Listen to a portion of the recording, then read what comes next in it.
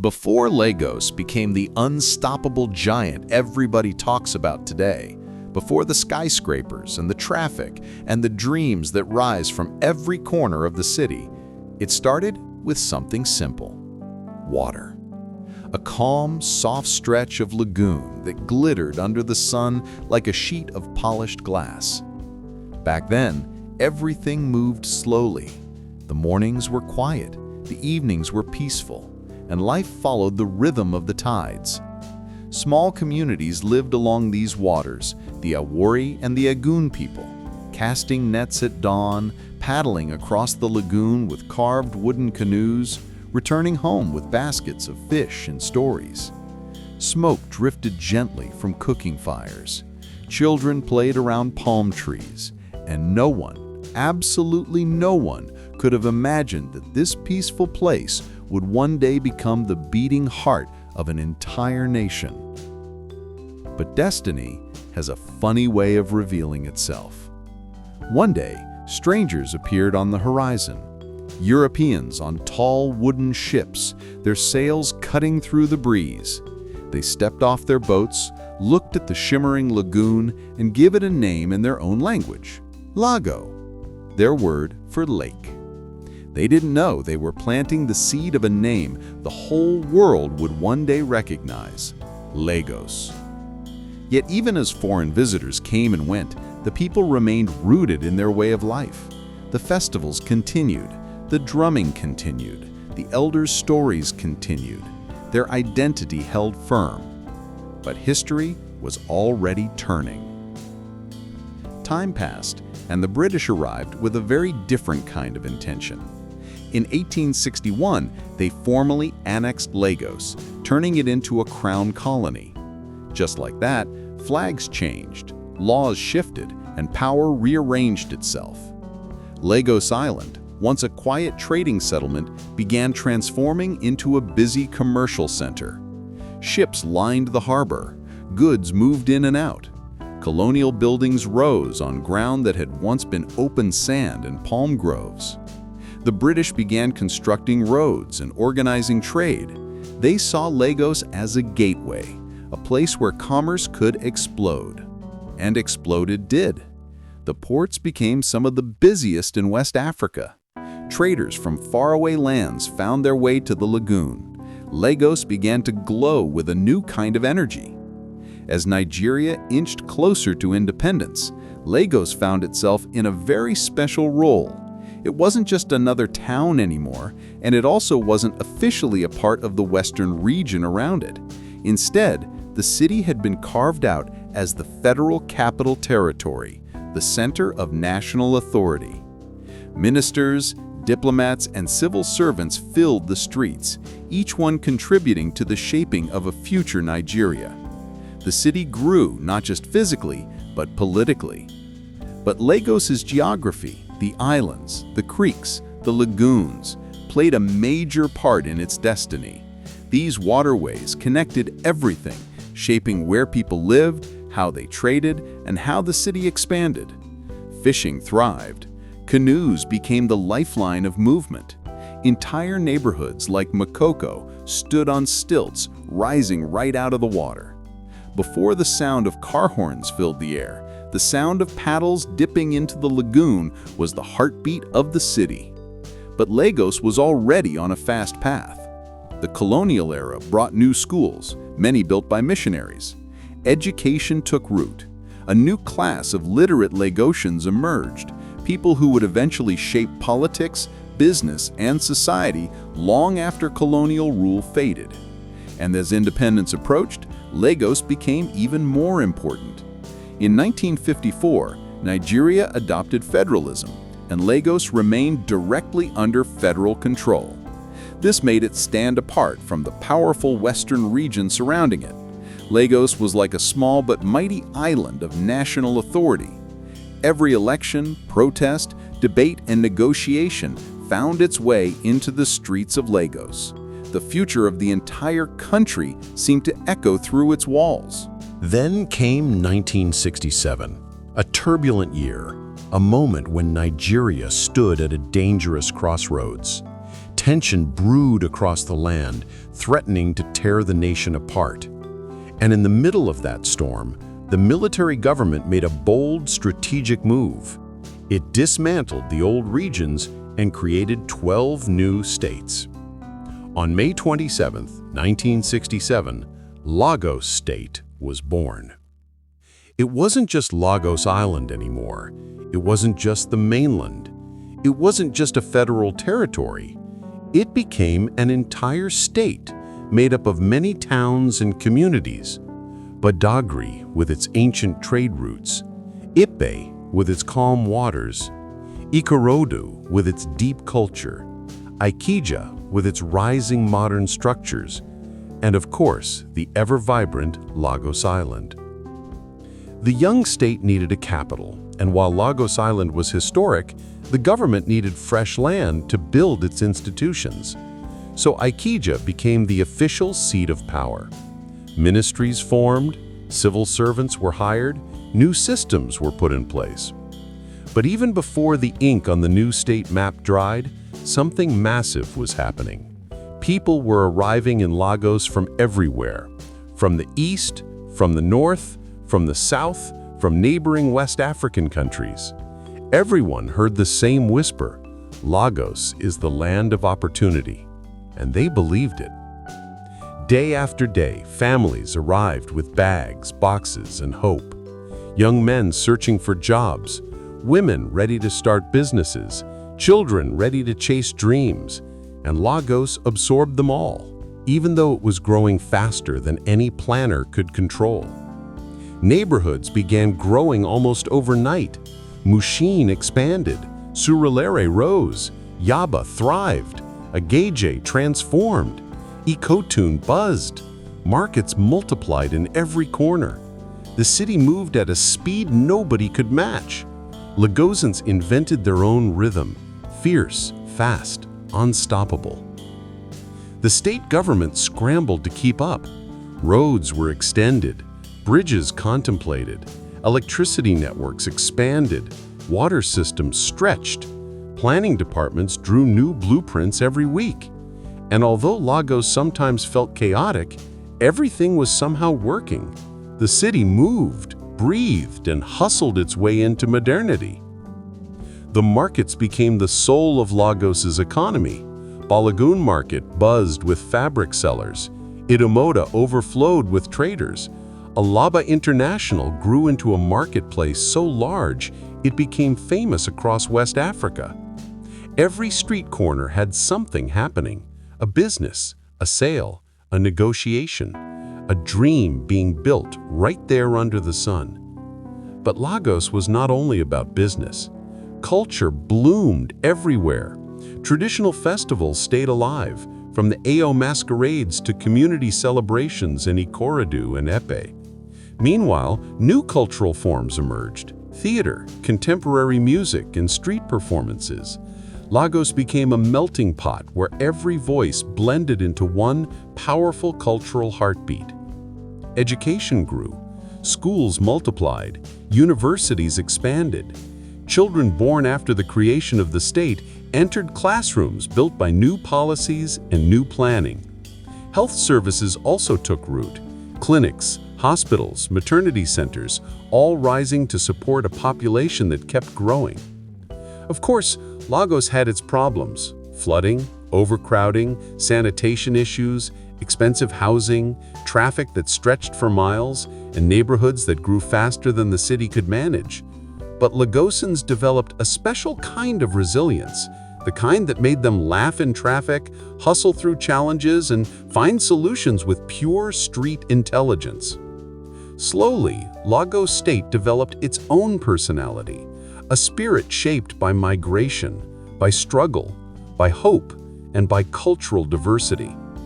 People mixed, cultures blended, traditions intertwined, and Lagos became a state that belonged to everyone, yet still held its original soul tight.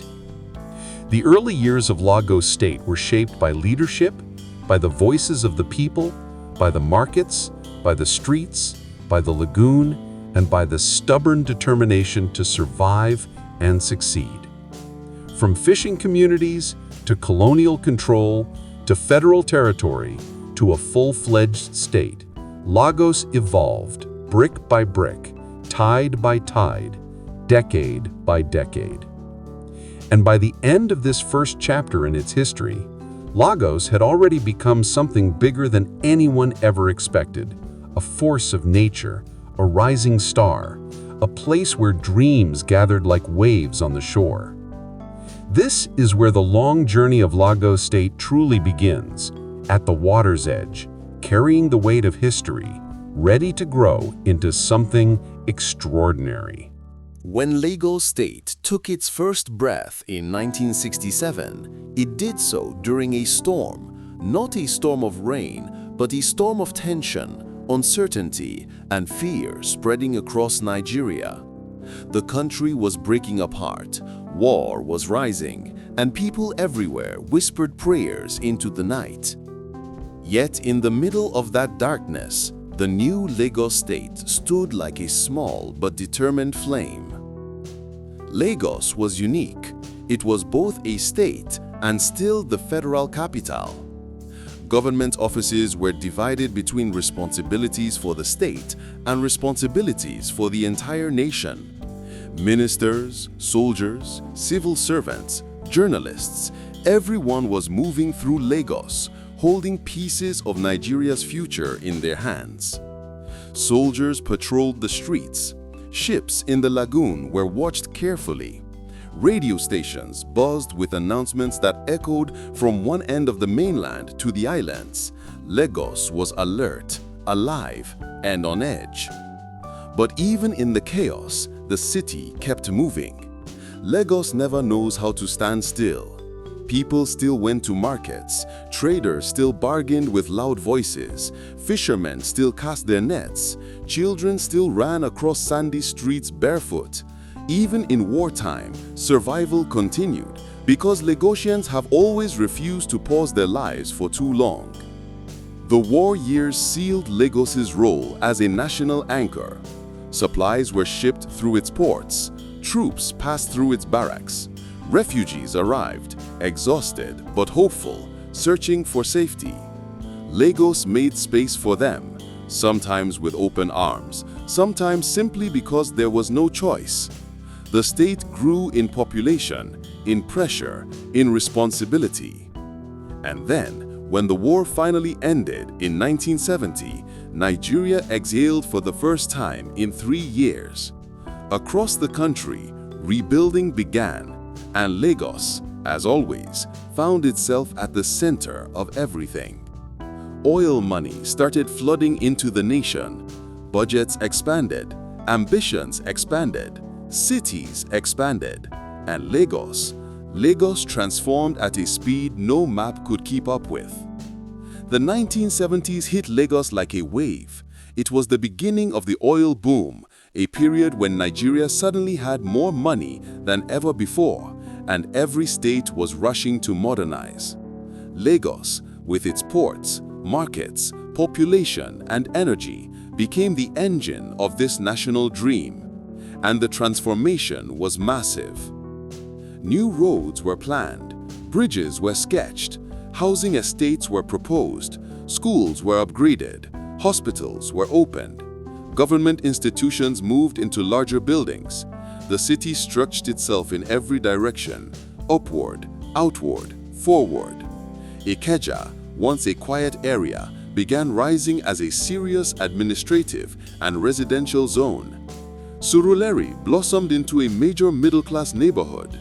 Victoria Island started its journey into becoming the prime center of business and wealth. The Eco Bridge was extended. Plans for a third mainland bridge were whispered in offices. Lagos Island suddenly looked too small for the state's ambitions, and development turned toward the mainland with full force. Markets expanded like wildfire. Balogun and Idumota overflowed with fabrics and traders from across West Africa. Mile 2 became a major transit point. Oshodi burst into life, chaotic, overwhelming, but undeniably the beating heart of Lagos transportation. And with all this development, the population exploded. People poured into Lagos from every corner of Nigeria. The dream of a better life pulled them in like a magnet. Young graduates came looking for jobs. Traders came looking for customers. Artisans came looking for work. Entire families arrived overnight with nothing but suitcases and determination. The state government watched this explosion with growing concern.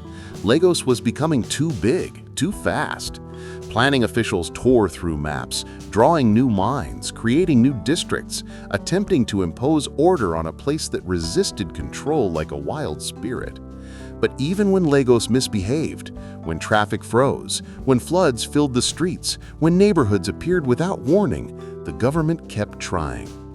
And amidst all this, something powerful was happening culturally. Lagos was becoming the creative heartbeat of Nigeria.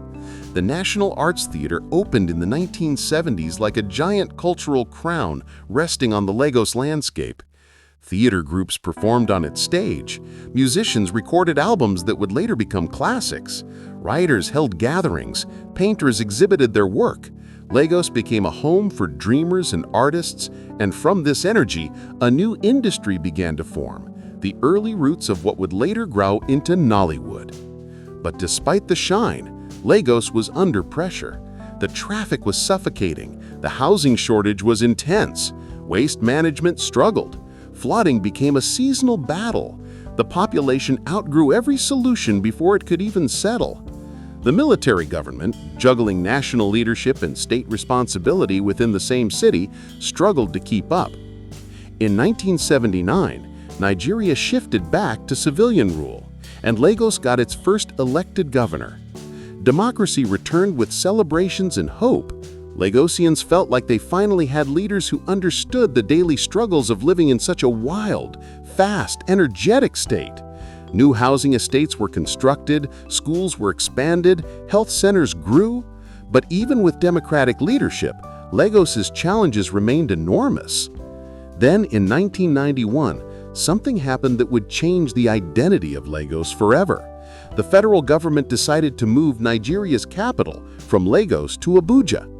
The announcement shook the city. For decades, Lagos had been the political center, the place where the nation's decisions were made. Suddenly, that chapter was closing. But Lagos did not collapse, it did not fade. In fact, removing the weight of being both a state and a national capital allowed Lagos to breathe. For the first time, the state government could focus entirely on Lagos itself, on its people, its infrastructure, its future. From 1991 onward, Lagos entered a new phase, a rebirth. The government turned its attention to all the things that had been pushed aside for decades. Urban planning became a priority. Transport systems were reviewed. Waste management strategies were redesigned. Housing needs were reassessed. The state started thinking like a megacity, because by that point, Lagos already had millions of people living within its borders, more than some entire countries. And the people, they were everywhere. They filled the buses, the markets, the streets, the beaches, the offices, the schools. They spoke different languages, followed different cultures, but somehow blended into one identity: Lagosian. Loud, sharp, resilient, creative, fast, and endlessly determined. The 1990s also brought growth in entertainment. Music boomed, from Fuji to Afrobeats. Filmmakers started shooting low-budget films in Surulere, Idumuta, and Festac, launching what would soon become Nollywood. Markets like Alaba International became distribution kingdoms. Lagos became not just a commercial giant, but a cultural superpower. Of course, the challenges did not disappear. Lagos still fought with flooding, traffic, overcrowding, and environmental issues. But even in the struggle, Lagosians created solutions. Danfo drivers found shortcuts nobody else knew. Market women organized themselves into powerful associations. Local communities built their own drainage. Artisans formed unions. Everybody contributed something to the survival of the city. And every new leader brought their own ideas. Civilian and military governors tried to leave their marks. Some succeeded, some didn't, but Lagos kept moving. As the 2000s approached, technology entered the city. Phones became common, new forms of business emerged, more estates were built. The Lekki Peninsula began its transformation from quiet land to a booming urban corridor. The population crossed the 10 million mark. Lagos became one of the fastest-growing cities in the world. As the new millennium opened its arms to Lagos, the city stepped into it with the energy of a sprinter who had been waiting at the starting line for too long. The 2000s arrived with promise, chaos, ambition, and a hunger that felt almost physical. Lagos was ready to level up, and the universe could feel it. The population kept rising like it had no brakes. Every dawn brought new faces into the city. Young graduates dragging suitcases from arrival terminals, traders rolling trolleys through the markets, families squeezing into buses, hustlers breathing in the smell of opportunity. Lagos had become a giant magnet, pulling people from every corner of Nigeria, from neighboring West African countries, even from across the ocean. Everyone wanted a taste of the Lagos dream, even if the dream came with stress, traffic, and small wahala here and there. The government knew the pressure was real. Lagos wasn't just a city anymore.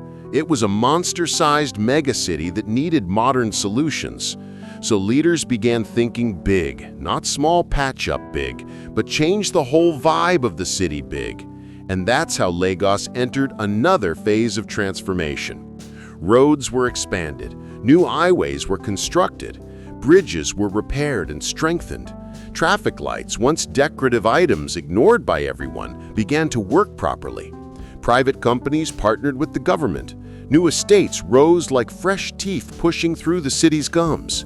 And suddenly, the skyline started changing. The dream of a cleaner Lagos became serious.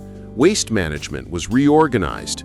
Trucks moved day and night, clearing the mountains of refuse that Lagosians produced without mercy. Street sweepers appeared everywhere, wearing bright uniforms and pushing brooms like they were wielding magic wands. Slowly, the city learned discipline, at least in the parts where discipline was possible. Markets were reorganized, motor parks were reshaped. Danfo buses still ruled the roads with their signature madness, but the introduction of BRT buses brought a new level of order. People lined up at bus stops. The blue buses glided across special lanes. Lagosians discovered the joy of a transport system that didn't require haggling or fighting for space. And then there was the ambitious dream, turning Lagos into a globally recognized megacity. The government wasn't joking. New laws came. Urban planning took center stage. Neighborhoods like Lekki transformed from quiet land into high-value real estate. Victoria Island became the face of modern Nigeria. Ikoyi evolved into a zone of class and wealth. Even the mainland, Mushin, Yaba, Surulere, Agege, saw upgrades that reshaped their character. But Lagos is never one thing. Where there is progress, there is also struggle. The population refused to slow down.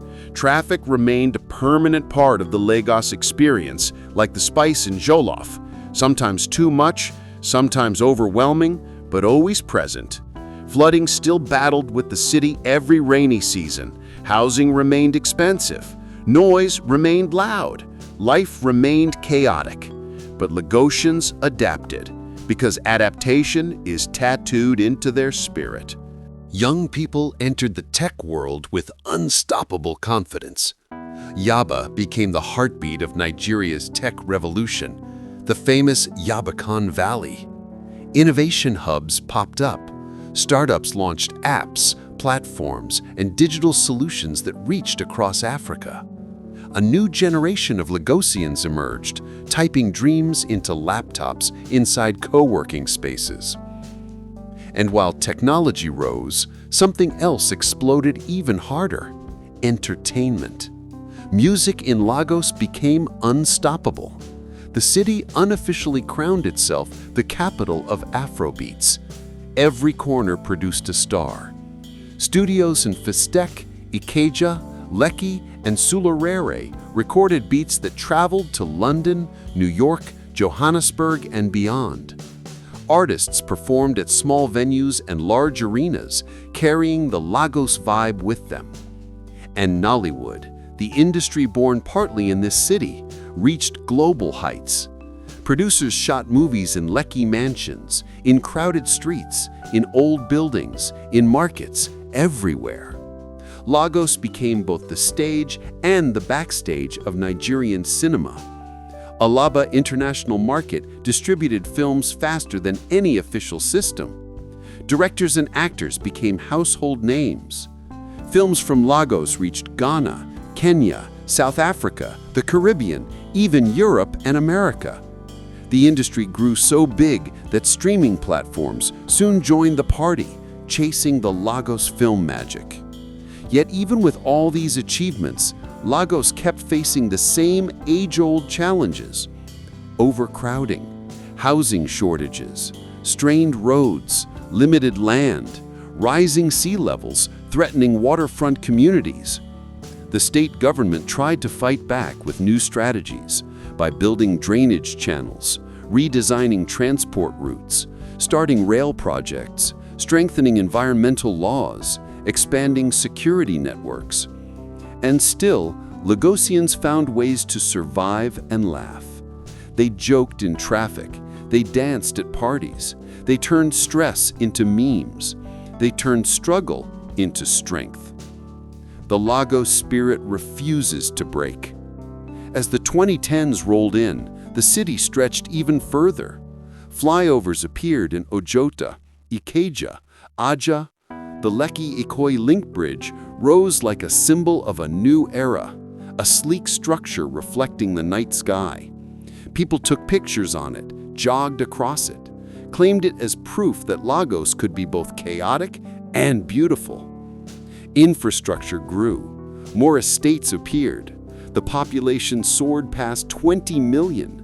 The Lagos economy grew stronger than that of many African countries. Investors arrived. Corporations set up headquarters.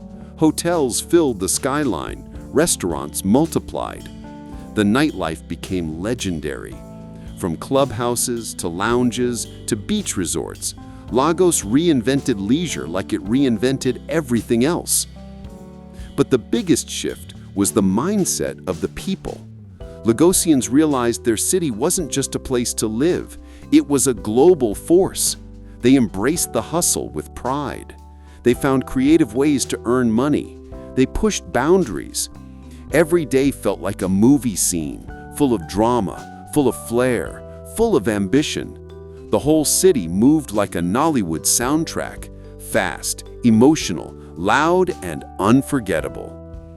Even during tough times, recessions, fuel scarcity, economic downturns, political tension, Lagos stood firm. The state kept innovating. New reforms came. Digital services increased. Technology entered governance. Community awareness grew. Transportation systems expanded with ferries and rails. More projects launched to reshape the future of the megacity. And now, Lagos stands as one of the largest cities on the planet, a powerhouse of culture, business, technology, entertainment, migration, and human resilience. A place where millions wake up every morning with the same determination burning in their eyes. If part 1 was about origins, if part 2 was about growing pains, then part 3 is about Lagos stepping fully into its destiny. Bold, overwhelming, electrifying, and unforgettable. A city with too many stories to count. A home for anyone willing to fight for their dreams. A monster and a miracle at the same time. A place where history doesn't sit still, it dances. And that is how Lagos State, born from water and shaped by fire, became a megacity the world cannot ignore.